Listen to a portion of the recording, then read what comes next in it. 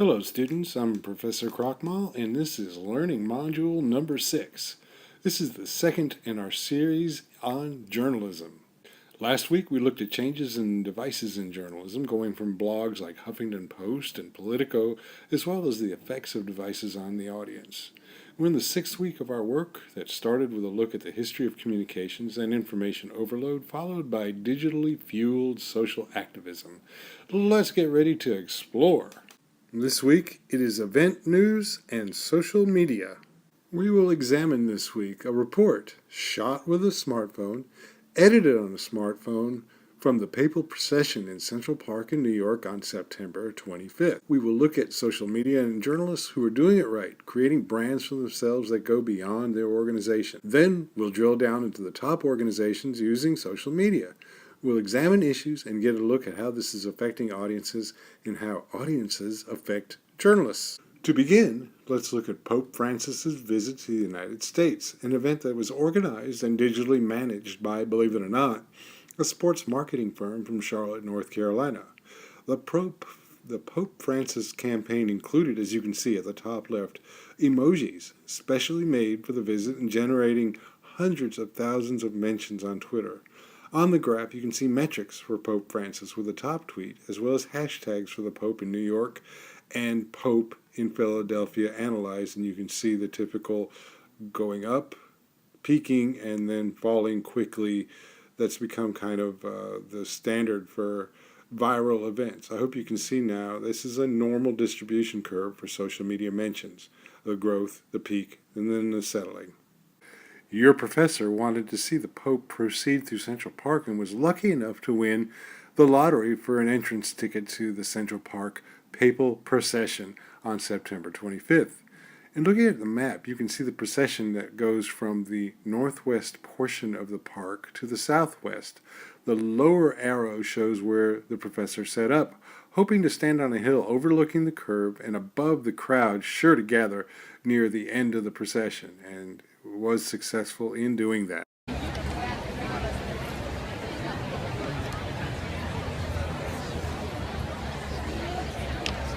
Hello students, this is Professor Krochmal and we are here in Central Park on Friday, September 25th, and we're waiting for that way the Pope will be able to come. Been in line here for hours and people are all set up here for the moment to see the Pope in New York City.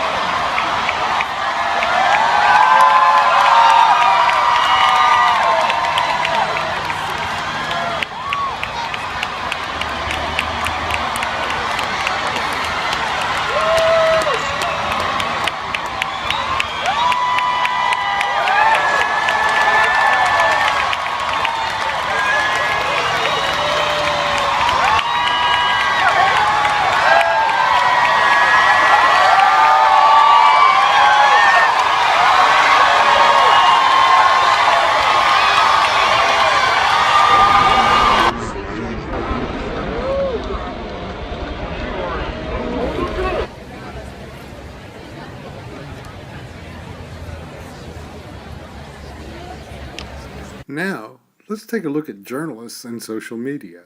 Cision, a Chicago-based company that makes software for public relations firms, conducts an annual study of how journalists use social media.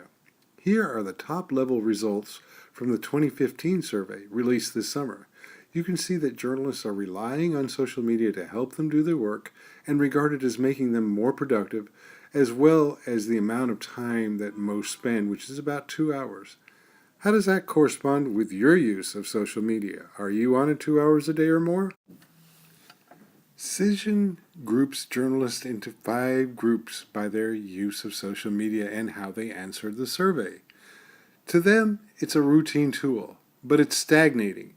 They need social to do their work, and it has lightened their workload. Let's take a look at the groupings. You have the observers. This is the largest group. They use social media to work smarter. They're on social from 2 hours a day and a few hours a week, but are highly skilled. They tend to be print and broadcast journalists. Skeptics are the second largest group. They have little daily use of social media. They're feature writers and original news reporters. There are a large number over 40 or 6 years old. And why is that not surprising? Architects are expert users and are on social 4 hours or more a day. They publish and promote and use a variety of platforms in addition to Facebook and Twitter. They work in the online field, or they're freelancers, or they work for small organizations. Then there's the promoters. This is the third largest group in the survey. They're on social for 4 hours a day. They publish, promote, and source on social, and half of them use Google Plus and Instagram in addition to Facebook and Twitter. They're online and they're in the ages of 28 to 45. Hunters are the smallest group. They use social to scout and hunt for information. And this group was 53% women according to the survey. They work online for magazines and newspapers. They write original news and soft and investigative work. Journalists' use and attitudes toward social media are gradually moving toward acceptance as social media becomes an integral feature within the industry and their working life. Tools mentioned in the survey include, of course, Facebook and Twitter, but also Google+, Instagram, Hootsuite, Flipboard, and Storify. How many of these do you use? Let's take a quick moment now to examine smartphones as a tool for journalism. This is a photograph that illustrated an article in USA Today where a journalist gives citizen journalists working advice on how to use their smartphones to produce their news. In case you're interested, that's a selfie stick and a microphone attached to a smartphone with a journalist on one end. Now let's look at a little research. This paper is by Professor Logan Molyneux, who's now at Temple University. The research is a survey with results published in the newspaper Research Journal. Professor Molyneux and his team surveyed journalists on how they're using their smartphones at work and how that changes their work and practices. It seems silly, but really smartphones have become integrated into most reporters' toolkits, and we'll take a look at that. But really, why use a smartphone? These days, it's like asking a reporter in 1970 why she uses a typewriter. The responding journalists said they use their phones for business and personal reasons, and 69% paid for their phone, as well as 63% paid for their voice and their data plan. Some 48% said their employers either required or encouraged them to have a smartphone. Some 75% said they were required to report using multiple media, and the cell phone was helpful in that pursuit. The most frequent use was email, comprising 38% of responses, followed by social media, 21%, internet research, 13%, texting, 9%, photos, then video, recording audio, and getting directions using the smartphone's GPS features each accounted for 2% of the responses. The greatest advantage was being able to work from anywhere, with 33% said, and then keeping in touch, 28%, and then immediate updates. It's also convenient, 14%, and the multimedia capture capabilities, which you can see have opportunity for much growth in the future at 5%. The bad things is, hey, you're always on call and you're never free from work, and 35% responded that way.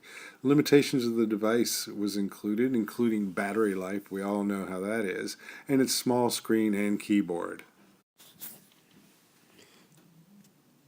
Maria Shriver, William Bonner, and Bill Simmons are three journalists who have created social brands for themselves.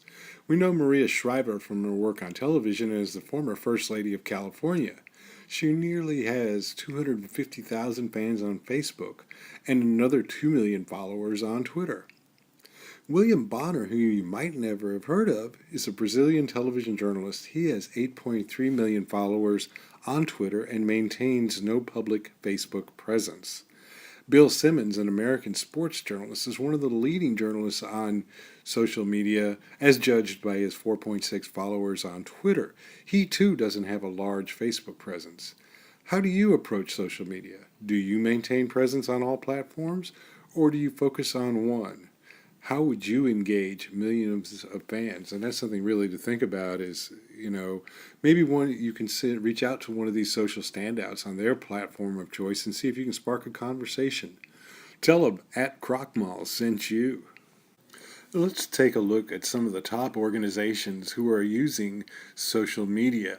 So you have National Geographic, which was just bought by Rupert Murdoch's Fox News, and they have 47 million followers, and they maintain a strong presence on Facebook as well as on Twitter. And if you ever look at them on Instagram, their Instagram page is amazing.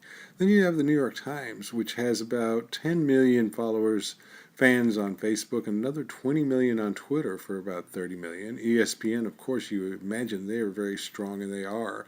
14 million on Facebook, 21 million on Twitter for about 36 million. And then you have CNN's Breaking News, which you would think would go to Twitter first, but they are strong both on Facebook and on Twitter with about 48 million social fans aggregation.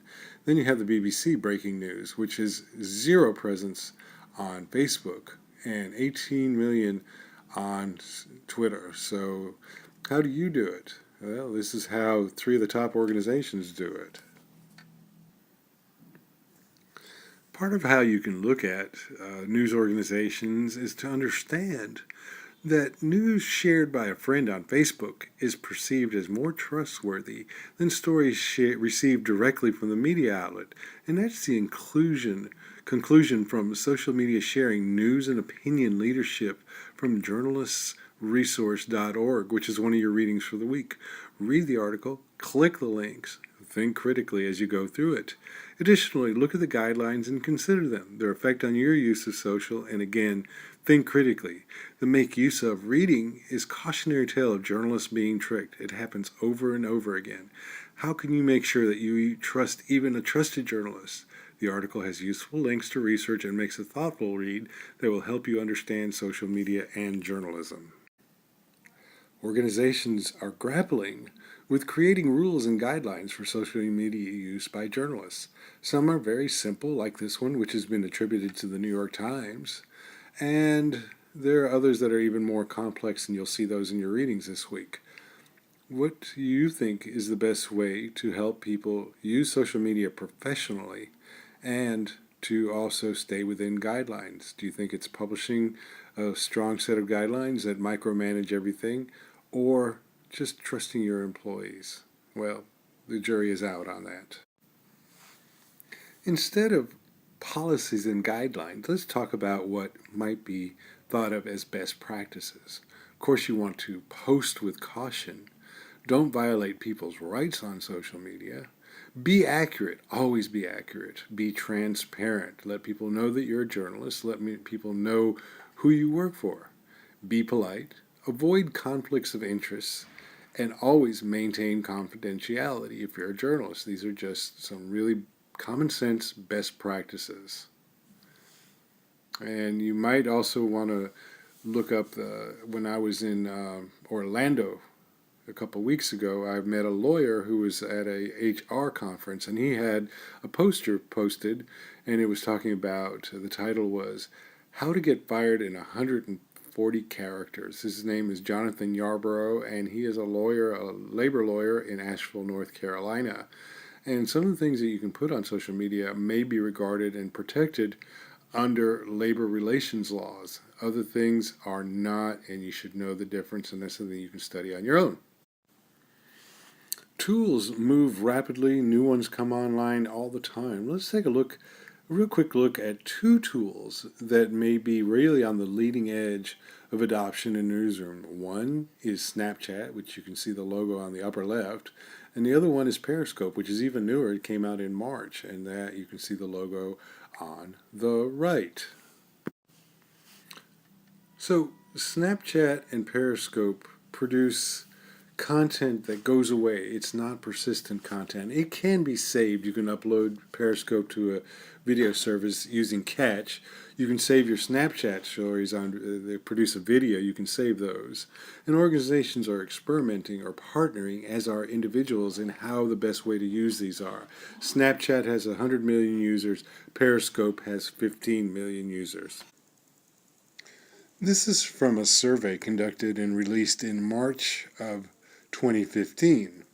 What platform for news? So it shows Facebook and Twitter news use is on the rise. This is a percentage of users who get the news there. For Twitter in 2013, 52% of Twitter users say they got their news there. Now, that is 63%. That is the bar in the maroon on the right.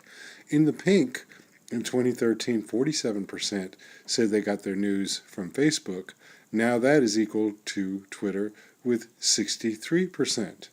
Of those who got news from the source, in 2015, percentage who have kept up with the news event as it was happening. On Twitter, 59%. On Facebook, 31%. And this is from the Social Media and News Survey, March 13th through 15th and 20 to 22, 2015. The share of Americans for whom Twitter and Facebook serve as a source of news is continuing to rise. This rise comes primarily from more current users encountering news there than large increases in the user base overall, according to findings from this survey. The proportion of users who say they follow breaking news on Twitter, for example, is nearly twice as high as those who say they do so on Facebook. That's 59.31% for Facebook, as you see in the bottom two bars, lending support perhaps to the view that Twitter's great strength is providing as it happens coverage and commentary on live events. Twitter users are far more likely than Facebook devotees, 46 versus 28, to follow news organizations, reporters, or commentators, and a little more likely, 30 to 23%, to follow political parties or candidates, the survey said. Well, let's examine Twitter just a little bit more, and this is from an article in Fast Company written by Noah Robichon. So Twitter is important in the news ecology, but it's not alone. So you can see that 100,000 views originated from a single tweet. But then looking downstream from this tweet led to even more views on other platforms. So 100,000 views on Twitter led to 339,000 views on Facebook. Then back to Twitter again, 217, and then 147 on dark social, and I'll explain what that is, and then 384 on other platforms. And you can see on the left in the green, that's sort of the cascade, the blossoming of tweets and retweets in the news ecology.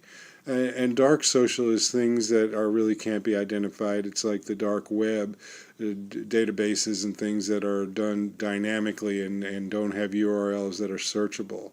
So this is important to know that Twitter is important in news ecology, but it functions in a sharing role with other things, and there are cycles and circles. The tweet is about the infamous dress. And I think what you can take away with it is Twitter has a big cascade effect on other social media platforms. Put simply, it appears that huge stories often start as tweets, then get shared by influencers to Facebook and other networks, where the original piece of content subsequently gets far more distribution. So this is the tweet that, what colors are this dress? It was on BuzzFeed in February. There's the link. Then you can see the numbers underneath it, and then how it got shared on the other platforms, starting from Twitter and then moving to Facebook, back to Twitter, and then into other spaces in the social media ecology. Let's take a look at this pretty complicated chart, and there'll be a link on the slide deck so you can click and examine it a little bit more, but it's just following what happens on social media with when something is created and where it goes. It's a little bit of a complicated chart, so let's take a little bit of a moment here to look at it. So we'll take a look at the chart. So it starts at the top of the box, content created. And then on the right side of the chart, right arrow, tweet about the story and the content. It goes to Twitter, and then it may go to Dig, and from Dig it goes to Reddit, so that's following on the left-hand side. On the right-hand side, Twitter. Then Twitter users post to Facebook, and then different friends share it with their friends, and you can just see the growth of this as it goes through the various permutations and the various networks, and it bounces, Dig, Reddit, Stumble Upon, all of these things add to the velocity, and then it goes into the search engines, and then you can get inbound links, major blog, Dig story, blog number 2, tweet, and so on. It just goes, and then eventually the content is great. It can get up featured on sites like AOL and Yahoo, AOL with 52 million uniques and Yahoo with 134 million unique users. So the thing to understand about here is social media has changed crisis communications. We saw this during Superstorm Sandy in our area, where one of the most important needs after food, clothing, and shelter was a way to recharge our devices because we need to stay in touch with people. Okay, students, let's walk through this week's assignments. So on the blog, you're asked to deconstruct the online news coverage of a recent event. Take a look at 2 or 3 media sites and or blogs and explain how they handled coverage. Make sure you explain and provide visuals along with citing references, and this is very important. Please write in a clear report format and check your grammar. This is 500 words, and you don't need to go all the way to 500 words. You have that as latitude. Please provide an annotated bibliography of the news sites and the citations you use. And let me remind you, an annotated bibliography is not just a bibliography, but it should have annotations with it. In your report, consider, what coverage did you prefer? Who did it best? Why and how? What is the general readership, demographics, what device? What interactive and social media elements do you think were effective? What was the impact of social media? Did the story develop from social media? How is credibility or fact checks considered with the use of social media? Was there a difference in the way the readers could follow stories across the various devices? Can you see that? Then on VoiceThread, share a recent social media post about a news event that you shared, posted, or even reported. What was a trending news story? Was there a hashtag or a key term? Did the story break on social media? What platform did you start with when you discovered the story, and what other platforms did you use to learn more, share, and comment? Take a moment and be in the VoiceThread. Share smartly. Now, let's go round up one more thing. This is just really a checklist for people using social media for important things. Vet your sources. Consider the credibility of the sources and of yourself. When you put something out there that's not right, your credibility is questioned. Credit as much as you can and give references. Use links. That's also part of credibility. Trends change. Don't be ambulance chasers. Be mindful and honest with what you post. And I'd like to ask you to go to the Blackboard, read the instructions for Learning Module 6, make sure you comment on your classmates' work, and we'll talk to you next week. This is Professor Krochmal.